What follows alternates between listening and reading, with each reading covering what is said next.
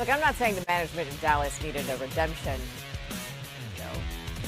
but that draft lottery, they should start thanking the draft lottery gods. He's David, I'm Nicole. Anthony Edwards is going to join us. We're going to count in seconds. So, and the Celtics, they have issues, and it's more than just the Knicks. Jason Tatum leaves in a wheelchair, not good. 3-1 deficits, also not good. The Warriors had hoped to avoid falling into that same spot. Didn't go that way. A quick look back at where Game 4 flipped Monday night.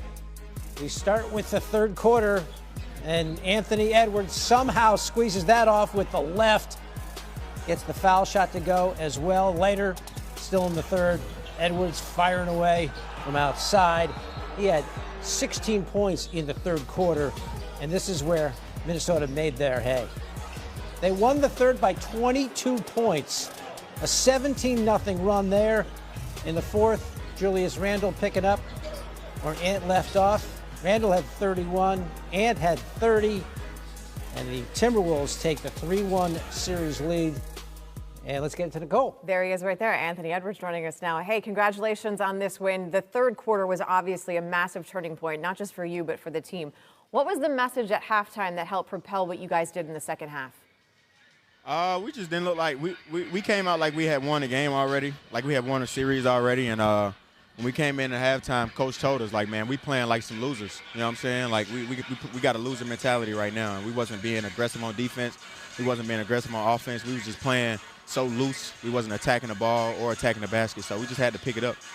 Like, you internally, you're a competitive guy. When the coach says you're playing like a loser, what does that do to your competitive spirit? It lifted it. He told me I wasn't defending at a high level. I needed to be better offensively, create for my teammates, create for myself, and be more aggressive. So I came out and tried to do that.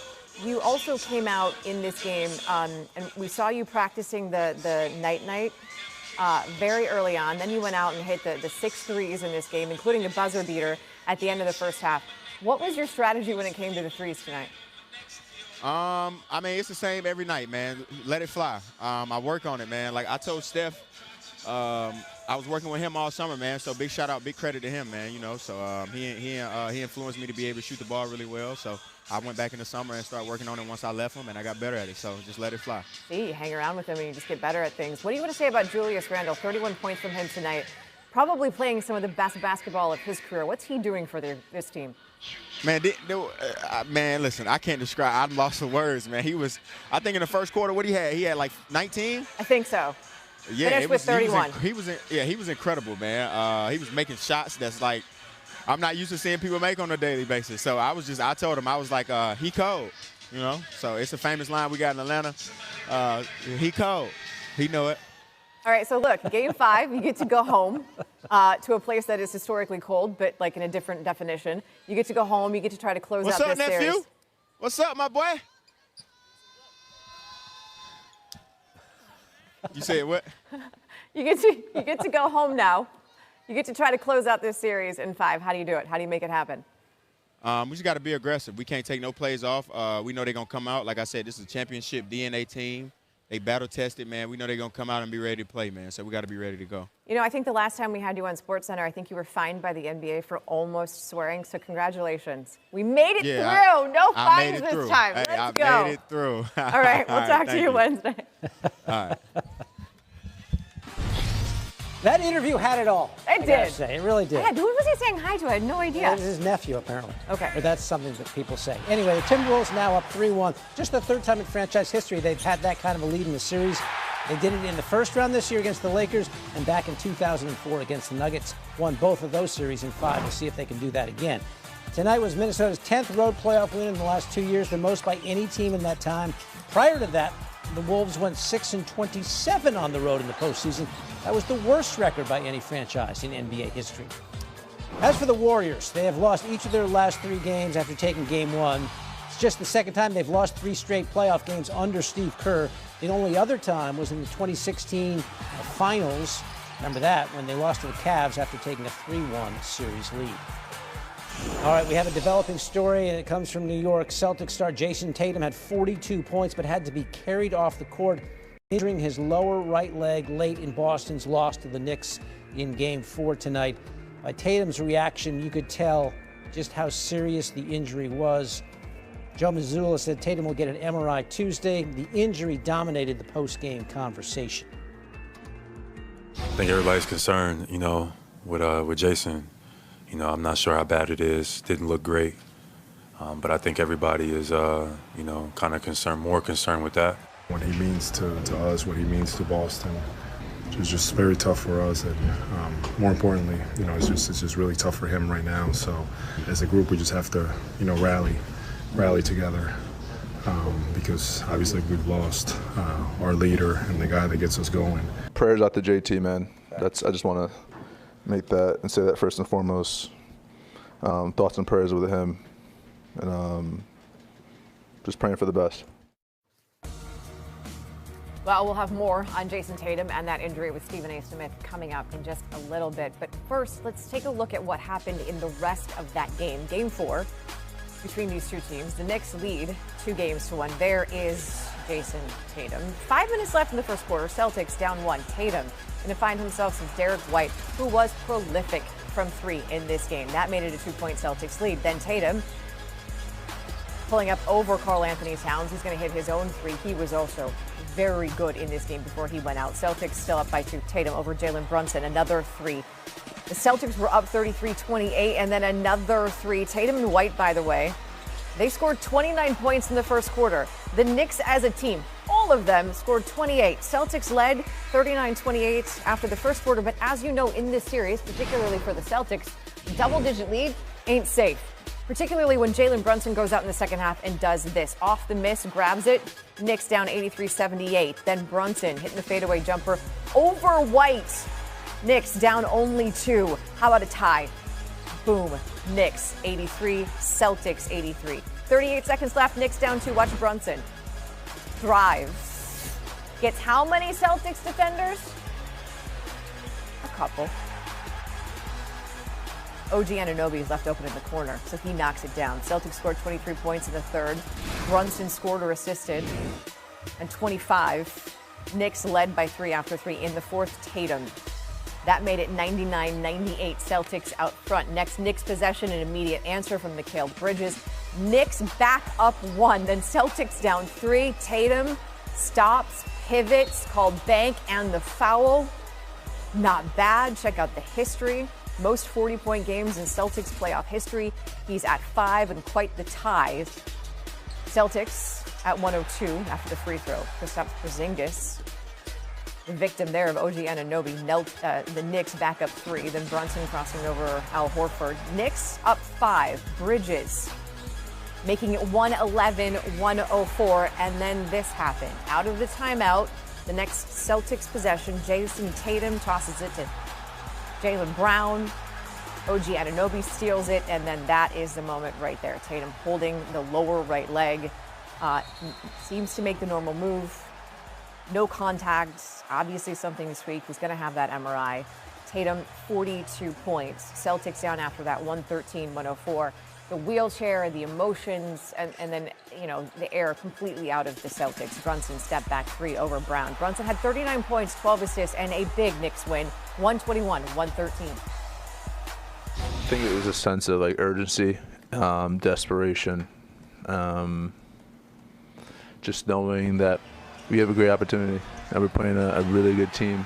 There's always time to learn for us, and so we got to make sure that we're never satisfied, and just having that student mentality.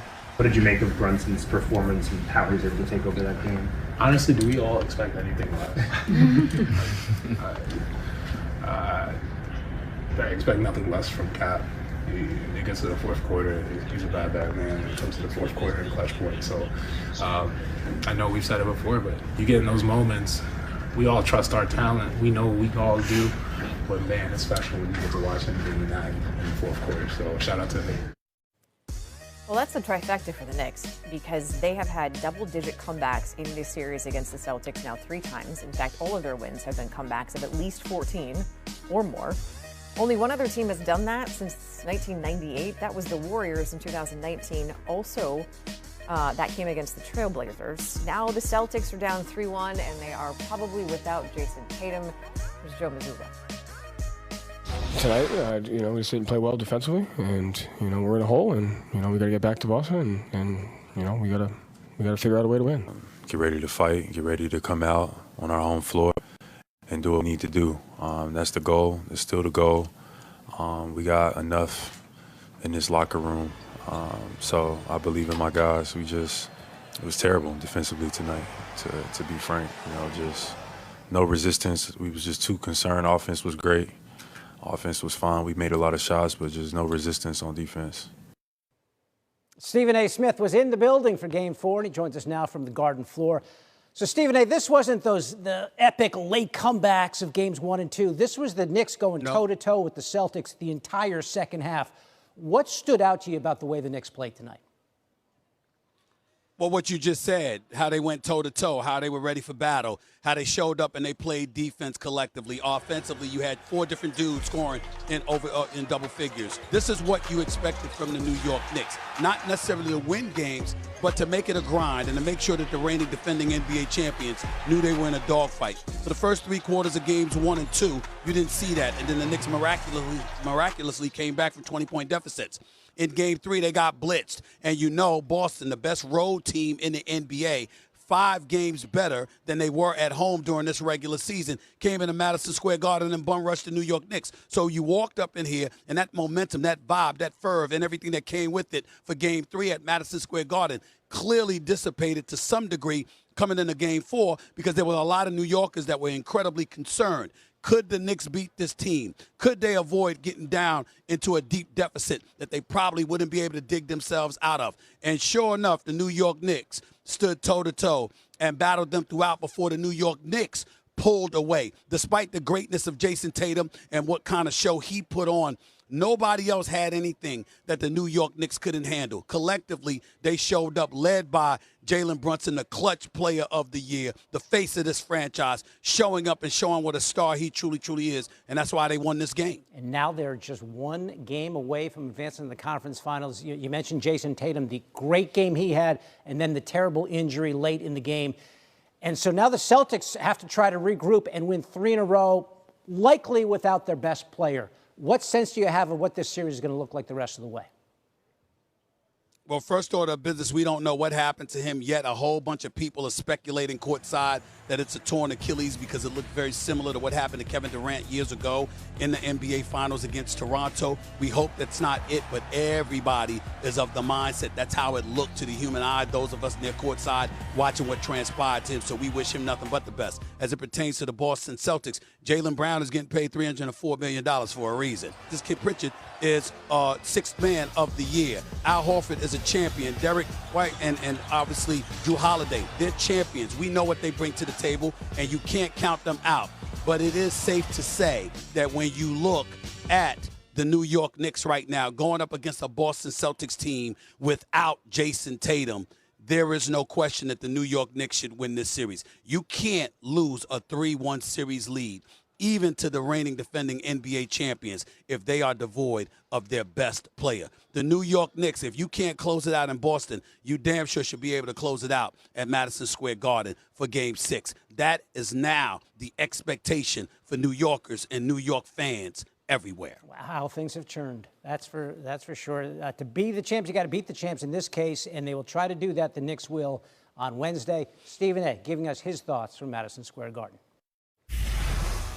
More SportsCenter coming up. More post-game coverage from San Francisco, where that guy has just sat down how the third quarter went all manner of wrong for Steve Kerr and the Warriors. Then turns out the Pope had no control over the NBA lottery, and instead the lottery gods were smiling on Dallas. And we are how many minutes away